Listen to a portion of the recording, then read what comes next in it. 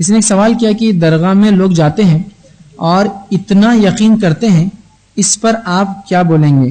دور دور سے تک خاص یہاں جاتے ہیں، اور جہاں تک میں جانتی اور دیکھتی ہوں کہ سعودی عرب میں بھی تعویذ وغیرہ ممنوع ہیں۔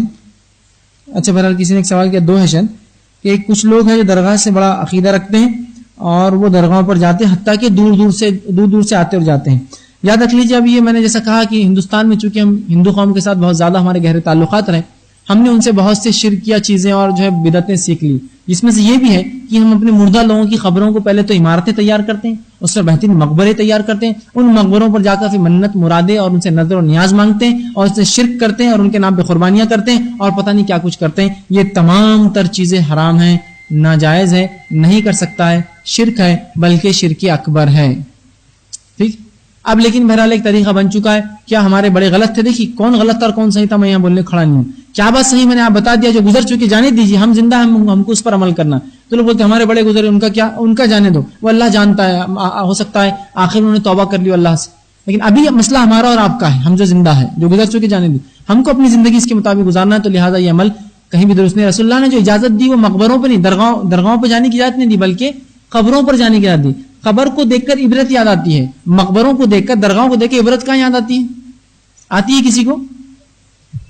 جو کچھ حدیث میں الفاظ ہے وہ قبر ہے، قبر کو دیکھیے آپ، مٹی ہے، اس پہ جانور ہے، کیڑے اور مکوڑے رہتے ہیں، آپ بولتے کیا مالدار تھا، لیکن دیکھو دفنا ہوا ہے۔ عبرت مقبروں میں عبرت کہاں ہوتی ہے؟ دیکھیے قبرستان جانے کا واقعہ اور ایک درگاہ جانے کا واقعہ موازنہ کر لیجیے، سمجھ میں آ جائیں گے بات۔ رسول اللہ نے اجازت دی خبروں پر جانے کی، وہ مقبرے نہیں خبریں ہیں، اور وہ بھی مردوں کو جانا چاہیے، یہاں عورتیں جاتی ہیں، ٹھیک ہے، اکثر۔ تو بہرحال دیکھیے اب آپ کو ایک قبرستان جانا، کیسے جاتے ہیں آپ؟ عاجزی کے ساتھ جاتے ہیں، دل میں آپ اپنے آپ سے پریشان ہوتے ہیں، دنیا سے بیزارگی کا اظہار کرتے ہیں، جا کر کھڑے ہوتے ہیں، اس کی مغفرت کے لیے دعا کرتے ہیں اس شخص کے لیے، اور اپنے لیے دعا کرتے ہیں کہ اللہ میرے اس معاملے میں آسانی کر، خبر ہے نا، یہ ہے نا۔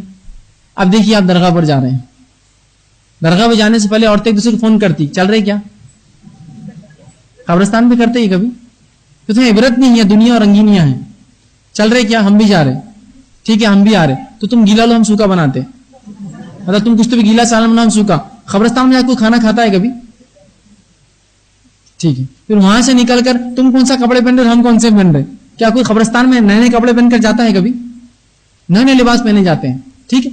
اس کے بعد جب آپ وہاں پہنچ جاتے ہیں تو سب سے پہلے عمارتوں کی تعریف، دروازوں کی تعریف، جو کہ سونے اور چاندی کے بنے ہوئے ہو، گنبدوں کی تعریف، اور انڈے شتر مرغ کے لٹکے ہیں، اور سونے کی چاندی کی چینیں ہیں، بڑے بڑے خوبصورت غلے، خوشبو کی بالکل ایک دم ہر جگہ وہ ہے، مور کے پر، قیمتی قیمتی آلات، اچھی اچھی چادریں مخمل کے، یہ اس نے 1 لاکھ کا فلاں لا کے ڈالا، اس نے پوری دنیا یاد آ رہی، ادھر سے عورتیں کھڑی، ادھر سے مرد کھڑے ہیں، سب دنیا ہے، سب دنیا ہے، کوئی آخرت یاد نہیں آتی۔ اور اس پر تو حد، پھر ایک مخصوص دن ہوتا ہے، ہارمونیم بھی چالو ہے، ہجڑے بھی بیٹھے ہوئے ہیں، تالیاں بھی بج رہی ہے، اور واہوائی بھی ہو رہی ہے، اور پیسے بھی دی جا رہے ہیں۔ اپنی خبر میں باپ کی جا کے کوئی کرتا ہی ہارمونیم بجاتا ہے اس کے سامنے بیٹھ کر؟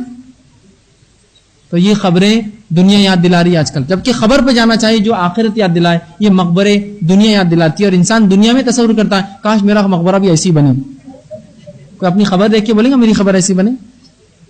تو ہم کو جو اجازت ہے صرف قبروں پر جانے کی، وہ مردوں کو مقبروں پر جانے کی اور درگاہوں پر اجازت شریعت نہیں دی، اس لیے کہ قبر پہ جانے سے عبرت حاصل ہوتی ہے، مقبروں پر دنیا یاد آتی ہے۔